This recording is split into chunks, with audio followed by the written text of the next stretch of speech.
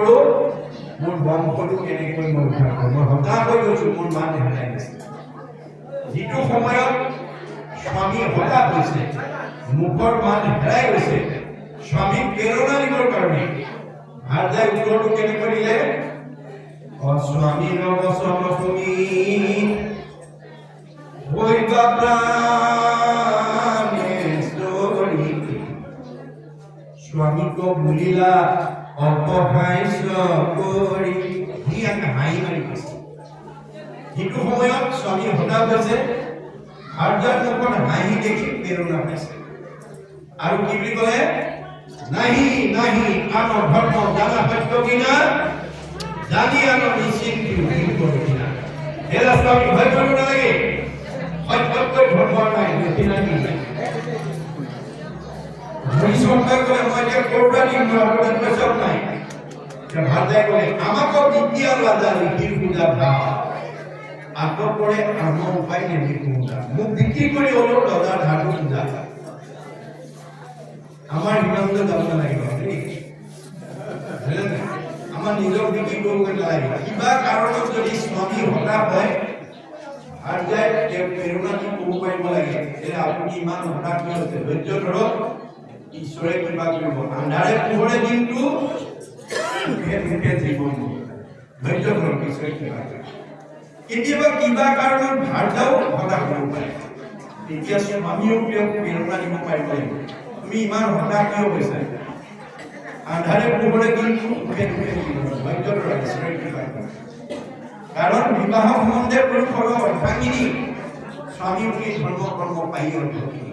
সেয়েহে কতো কতো ধৰ্মিনী ৰমণী, পাপ কাৰ্যে বাধা দিয়া সন্দায়ী বিধিনী, কতো অধৰ্মিনী কি ধৰ্মক গাধিয়া স্বামীক নিয়ে ঘূৰে নৰকে থাকি।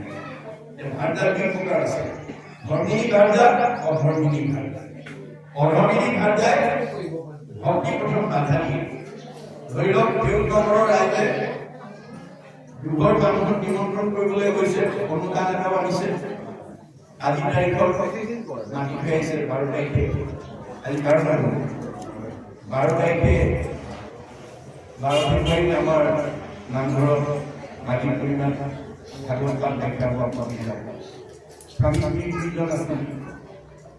প্ৰথম ঘৰৰ স্বামীয়ে পাহৰি থাকিলে, 15 দিনৰ আগত মাতিলে, তেওঁ কামত লাগি আছে, বাৰীত কাম কৰি আছে। ভাৰ্যা মনত আছে, ভাৰ্যাই কৈছে হেৰি কেলে আজি দেউল নগৰৰ ভাগৱত পাঠলৈ আপোনাক মাতি গৈছিলে, আপুনি অকল কামতে লাগিছে, মই বান্ধি গ'লো, ভাগ ভাগ সোনকালে গা পা ধুই। হয় দেই, মই পাহৰিছিলোঁ। ভাৰ্যাৰ মনে মনে গা পা ধুই ওলাই আহিলে। ঘৰত আকৌ স্বামীৰ মনত আছে, ভাৰ্যাই পাহৰিলে। স্বামীয়ে নিৰ্দিষ্ট সময়ত 9 বজাৰ লগে লগে পুৰি ওলাই কামত গামোচা চালি লৈ আহিবলৈ ওলাওঁতেই ভিতৰৰ পৰা আহি ওলাই দেখিলে, তেওঁ দেখোন কামত গামোচা চালি লৈ গোটেই ভকত কি হৈ এই আপুনি ক'লৈ যাব লাগিছে? বোলে কেলে আজি ভাগৱতলৈ নিমন্ত্ৰণ এতিয়া আমাৰ ইমান কাম আছে, আপুনি ভাগৱত কৰিলে নহ'ব, মই এটাই এই যিগৰাকীয়ে বাধা দিব, তেওঁ নিজেও নৰকলৈ যাব, স্বামীকো। গতিকে আমাৰ এই কথাবোৰ শাস্ত্ৰৰ পৰা আমি জানিব লাগিব। এতিয়া আমাৰ যদি হৰিশ্চন্দ্ৰ ভাৰ্যা কৰিবাৰ দৰে গুণবিশিষ্ট নোহোৱা এগৰাকী ভাৰ্যাক যদি কোনোবা স্বামীয়ে কৈ তেওঁলোকক আলোচনা নকৰাকৈ বিপদত কৰিলে যদি কয়গৈ, এতিয়া আমাৰ এনেকুৱা সময় কি হ'ব? আমাৰ গৰাকীয়ে কি ক'ব বাৰু? ভাল হৈছে, মোক নোকোৱাকৈ কৈছে না, আপোনাৰ আৰু আপোনাৰ জলাজুই বিহুহে থাকে। আমাৰ পাৰিবাৰিক জীৱনত শাস্ত্ৰৰ মতে জলাজুই নোহোৱাবলৈ পানী ঢালিবলৈ শিকিব লাগিব। মনত ৰাখিব, কেতিয়াবা স্বামী বিপদত পৰিলে ভাৰ্যাই সহায় জনাব লাগিব, কেতিয়াবা ভাৰ্যা বিপদত পৰিলে স্বামীয়ে সহায় জনাব লাগিব। গতিকে জলাজুই নোহোৱাবলৈ পানী ঢলা নিয়মটো আমাৰ সাংসাৰিক জীৱনত থাকিব, নহ'লে এইখন ঘৰ কেতিয়াও শান্তিপূৰ্ণ হৈ যাব নোৱাৰে। যদি সমাধান থাকিব লাগিব, কোনোবাই কিবা এটা ক'লে প্ৰতিশোধমূলক ভাৱ যাব নালাগে, সমাধানেৰে মানে ৰেহাই দিব লাগিব। আমাৰ ক্ষমা গুণৰ নিদৰ্শন বুদ্ধদেৱৰ দৰে হয়। বুদ্ধদেৱে এদিন ভিক্ষা মাগিবলৈ গৈ এখন ঘৰৰ প্ৰৱেশ কৰাৰ লগে লগে ঘৰখন বামুণৰ ঘৰ আছিল।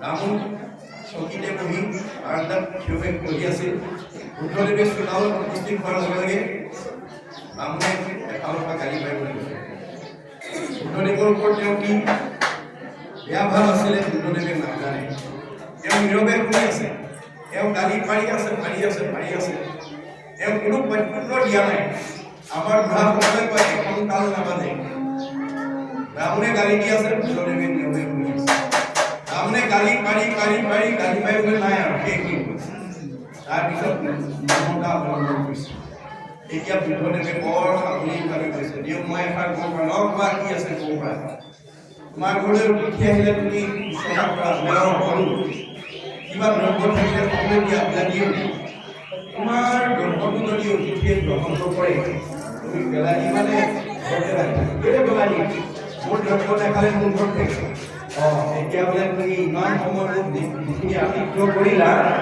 সেইখিনি মোৰ গ্ৰহণ কৰা নকৰাকৈ থাকিছিলোঁ তাৰমানে তুমি গালি মোৰ গ্ৰহণ কৰা লগে লগে ব্ৰাহ্মণে নামি আহি পেলাই চলিবা প্ৰশ্নাকে কৰি এইজন সাধাৰণ পুৰুষ নহয় বুলি সেৱা জনাই শিক্ষা লৈছে গতিকে এনেকুৱা হ'ব লাগিব দ্ৰুপদীৰ দৰে হ'ব লাগিব 5টা পুত্ৰৰ মুখ কাটি অনাৰ পিছতো মোকলাই দিবৰ কাৰণে ক্ষমা মেধা হ'ব লাগে তৎপৰতাৰে কাম কৰিব পাৰিব লাগে আৰু স্মৃতি শক্তি মনত থাকিব লাগে মনত থকা শক্তি ঘৰত কি নাই কি আছে নিৰ্দিষ্ট সময়ত ক'ব পাৰিব লাগিব কোনটো বস্তু ক'ত আছে সকলো কথা মনত ৰখা এই ধৰণে যদি আমি 7টা গুণ বিশিষ্ট হ'ব পাৰে এইখন ঘৰ সুন্দৰকৈ পৰিচালনা কৰিব পাৰিম এই তথ্য আমাক দিলে তাৰপিছত কৈছে গুৰু নমস্মৰি ৰূপ হৃদয়তে ধৰি পালৈ পত্ৰয়াকে আহি মুখ আজি যে আমি